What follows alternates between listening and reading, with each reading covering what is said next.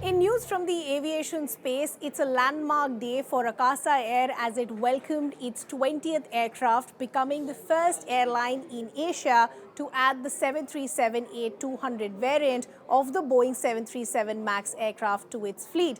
This is now landmark because this now allows the airline to go international.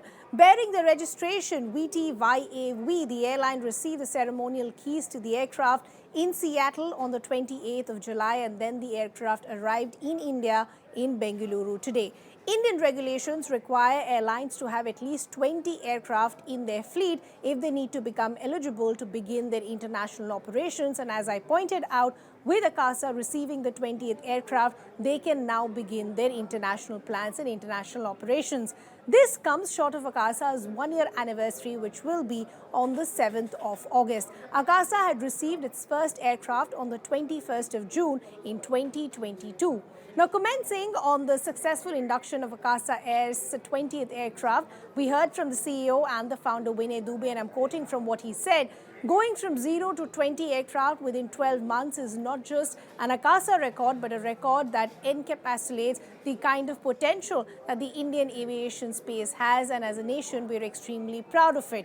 End quote. The airline says the 737-800 offers a balance of airline economics and unparalleled customer experience that is a perfect fit for Akasa and allows the airline to deliver on its promise of service excellence. The airline also added that the 737 MAX family provides greater range and also extremely fuel efficient, reducing fuel use and carbon emissions by 20% compared to others. In addition, the 737 MAX is also quieter, is what the airline is saying, with a 50% smaller noise footprint than replacement airlines. Now, since launching commercial operations in August 2022, Akasa Air today has just shy of about 5% market share as far as the competitive Indian aviation space is concerned. It in fact has now taken over SpiceJet as well. As the airline gets a green light to fly international, we are now understanding the airline is planning to add about 800 new workers or staff